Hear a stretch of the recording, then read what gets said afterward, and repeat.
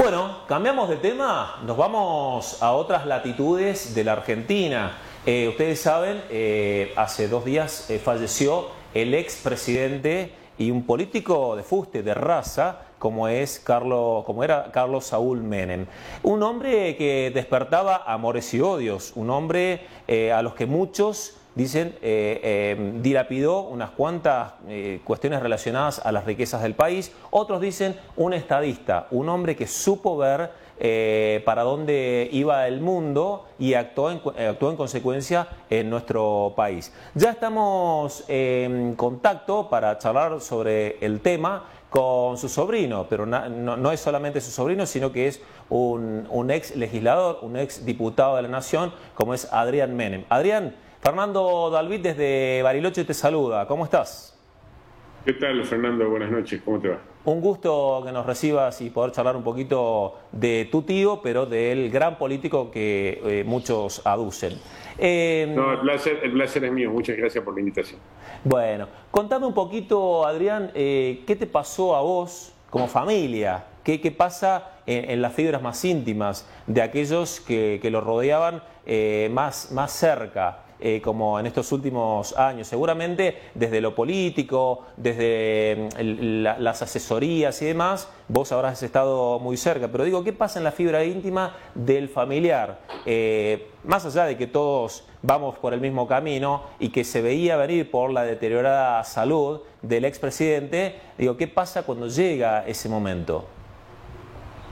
Mira, era una noticia que la veníamos esperando, como vos lo decís. Estaba muy delicado de salud. Hace unos 60 días venía peleando por su vida. Pero bueno, cuando llega el momento, es un momento muy difícil, es un momento muy duro, muy doloroso. Es muy difícil despegar muchas veces a quienes venimos de una familia política, separar lo personal de lo político, porque imagínate, yo tengo 49 años, cuando Carlos Menem asume su primera gobernación allá en La Rioja por 1973, yo tenía 2 años. Claro. Y después fue gobernador, vivimos todo el proceso de la dictadura, cuando lo metieron preso, después gobernador de vuelta 2 veces, presidente por 2 periodos consecutivos, entonces es muy difícil. Cuando llega la noticia, es una noticia muy triste, muy dolorosa, había que atravesar el momento. En mi caso personal, mi padre me decía, cuando estábamos ahí en el velorio, me decía, bien, no me quedan más hermanos. Y el último hermano vivo que le quedaba a mi padre era Carlos. Entonces hay una sumatoria de cosas que se hace muy difícil, pero la vida es así, la hacemos, la desarrollamos y en algún momento pasamos a otro plano. Lo importante Adrián, es el legado y lo que nos dejó como enseñanza. Adrián, están los que por cuestiones ideológicas, por supuesto son los detractores de un Menem que dicen, bueno, fue el responsable de muchos actos de injusticia en el país, como el haber vendido los activos de la nación, las empresas pasaron a manos extranjeras en muchos casos, me refiero a las hidrocarburíferas, a telecomunicaciones, al caso de Río Tercero. También están los que hoy siguen defendiendo las políticas de un Carlos Saúl Menem, que era un hombre que tomaba decisiones y las llevaba a cabo. Digo, ¿qué pasa con esta casi dicotomía que se plantea? Yo te escuché en alguna declaración decir que la historia lo va a reivindicar. ¿Crees efectivamente que va a ser así? ¿En qué cosas podría llegar a cambiar la historia y la cabeza de la gente para aquellos que tienen una decisión tomada en su cabecita, de decir, bueno, no, fue realmente un estadista? Mira, tomo las palabras que vos dijiste al principio antes de presentarme. Menem fue el último gran líder político de la Argentina. No queda otra persona como Menem. Y esos grandes líderes que trascienden generan grandes amores y grandes odios. Sin duda, esto es así, no solamente acá, sino en cualquier parte del mundo. Menem ha sido una persona para aquellos porque siempre se habla de lo malo o de lo supuestamente malo de los años del gobierno de Menem, pero nadie hace referencia a lo bueno. Yo creía que la historia, a partir de lo iba a reivindicar, y sabíamos que una vez que deje este ámbito de la vida, Luis, iba a haber un proceso de reivindicación. Lo que yo no pensaba es que ese proceso de reivindicación se iba a acelerar de la forma que se está acelerando. Ahora bien, vos decís por un lado, se vendió los activos. Y yo me pregunto, ¿qué activos? Entel daba pérdidas. No había luz, no había gas, no había servicios. Todo era una maraña de impedimentos para que los privados no pudieran hacerse cargo de las empresas que en manos del Estado daban pérdidas. No sé si vos te acordás, Fernando, vos debes ser contemporáneo, debe tener más o menos la misma edad que yo tengo. Sí, sí, claro, claro. Pero acordate que en 1988-89 había 5.000% de inflación mensual. Anual, 5.000 anual. Sí. Vos ibas a un supermercado y tenía el alto, no sé si te acordás, porque en esa época no existía el código de barra, pero tenía el alto de los papelitos pegados, de las maquinitas remarcadoras que pasaban el remarcador, ibas a la mañana y a la tarde ya tenía otro precio. No, fue una época durísima para el país y eso trajo consecuencias macroeconómicas devastadoras. Bueno, a partir del gobierno de Menem, vos no tenías comunicaciones, tuviste teléfono. Acordate del plan Megatel, que fue el último durante la época de Alfonsín. ¿Cuántos años pasaba la gente sin tener teléfono? O se lo puedes preguntar a tus mismos comprovincianos ahí de la ciudad de Bariloche, ¿cuántos años pasaron sin tener un teléfono? Y después de la privatización de Entel, el teléfono, el promedio era de 12 horas que vos pedías una línea y te la ponían. No se cortó más la luz, no se cortó más el gas, todo lo que fue la revolución tecnológica y la revolución productiva a partir del campo. Las grandes obras se hicieron en la época de Menem, se terminó Yacyretá, se terminó la Biblioteca Nacional, la Ruta 2 que le decían la Ruta de la Muerte, a partir del gobierno de Menem se hizo una autopista, Panamericana, General Paz, todas las obras del interior. Por algo, el expresidente Kirchner decía que Menem había sido el mejor presidente para la Patagonia, y lo dijo el expresidente Kirchner cuando se inauguró el aeropuerto del Calafate, otra obra de Menem también. Y volviendo a algún tema que vos mencionaste, digo, Río Tercero, yo te digo una cosa, Fernando, Menem fue absuelto por un tribunal luego de haber pasado más de 400 testigos en el tema de tráfico de armas. Fue absuelto por un tribunal oral. ¿Qué tiene que ver Menem? Solamente, mira, solamente una mente de mala leche, de mala fe, un mal nacido, puede pensar que Menem tuvo algo que ver con Río Tercero. Solo creo que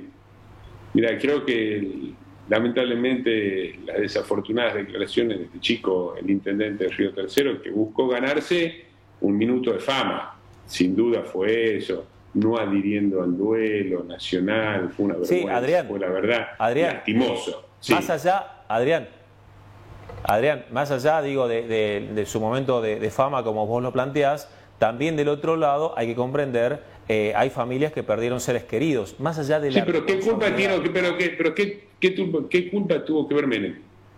No, bueno, sí, Menem fue absuelto durante la presidencia de Menem. Entonces, pero muchos aducen que el responsable fue el primer mandatario.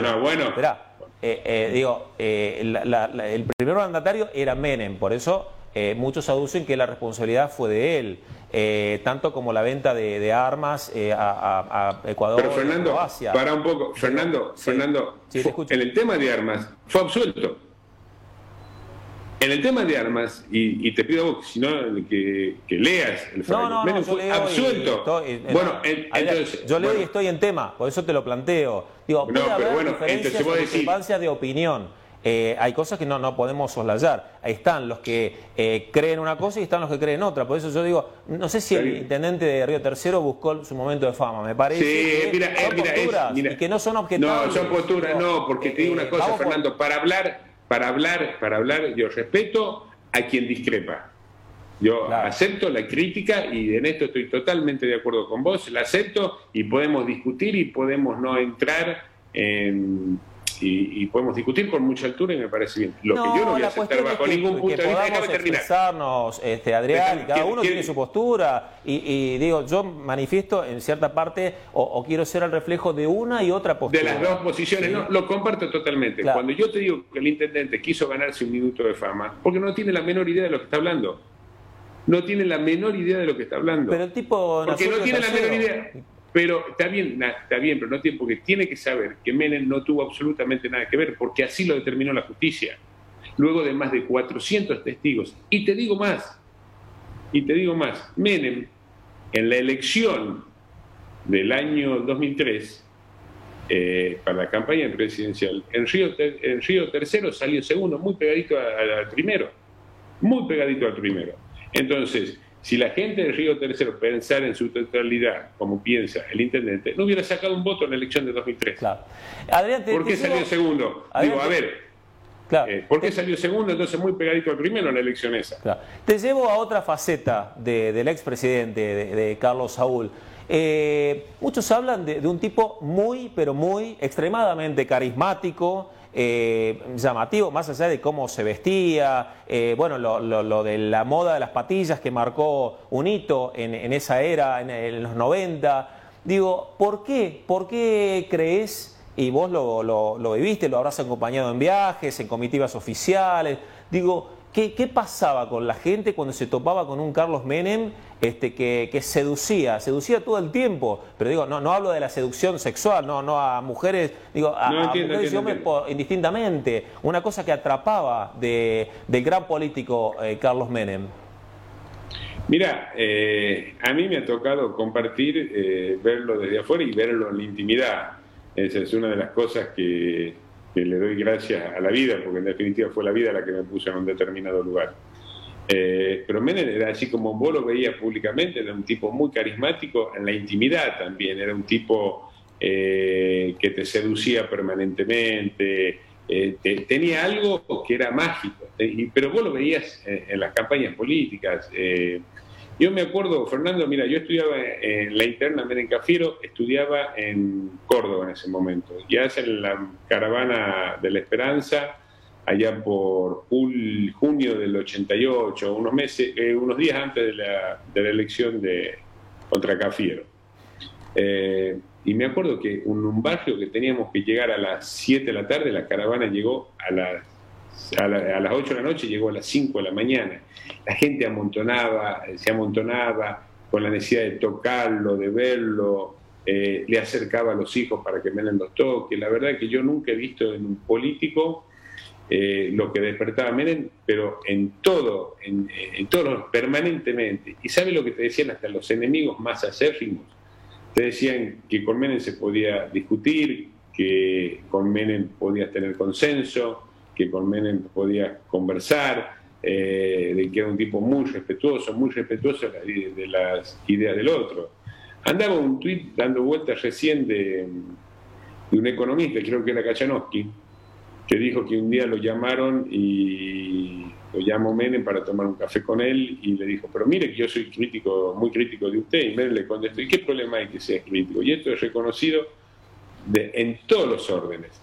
Pero él tenía esa magia, es algo, me parece, Fernando, con lo cual se nace. Y Menem creo que nació con eso y lo desarrolló a lo largo de toda su vida.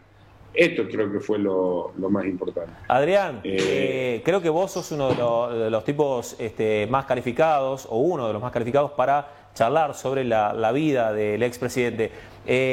Contame brevemente la anécdota, si es cierta o no, que jugando al golf aquí en el Yao Yao, con el expresidente Bill Clinton, Carlos Menem le dijo en su inglés, que era algo básico, su inglés riojano. ¿En qué lo puedo ayudar yo? ¿Es cierto que dijo eso?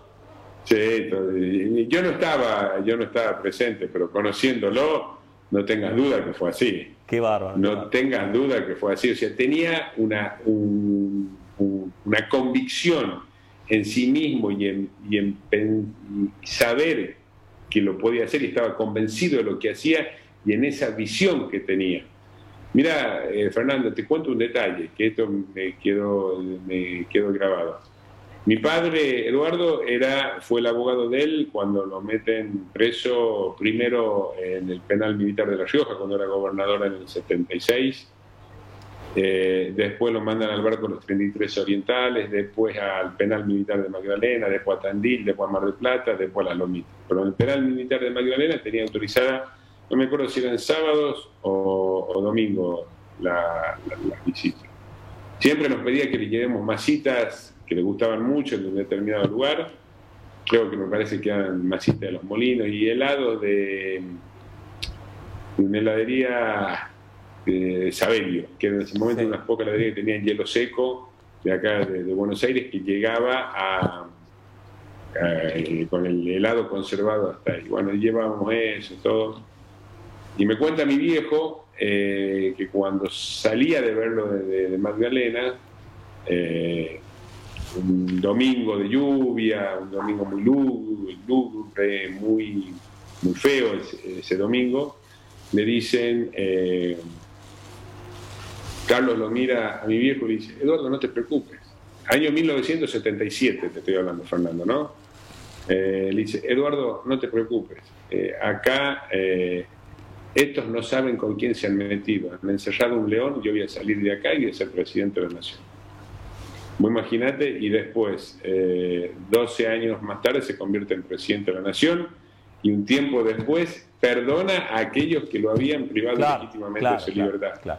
Es decir, con una convicción y una grandeza y una visión como pocos. Yo, si me permitís dejar una última, que Menem fue una persona que dio mucho amor y trató siempre de pacificar el país. Nunca vas a entrar de él, nunca escuchaste de él una descalificación a un adversario político. Nunca. Adrián, que no sea, esta es la primera oportunidad en que charlamos, que no sea la última. Te agradezco el tiempo y habernos dado tu impresión, que es la de muchos, insisto. Otros no pensarán lo mismo, pero la de muchos es efectivamente tu visión de un Carlos Saúl Menem que generó esto, amores y odios. Adrián, muchísimas gracias, te mando un saludo. Gracias, Fernando, gracias por la invitación y respeto lo que vos decís, te lo entiendo que es así, que vos marcás siempre las dos posturas y es como realmente debe ser. Muchísimas gracias por el respeto, ha sido un placer y atender a disposición. Te mando un abrazo, muchísimas gracias. Abrazo, gracias.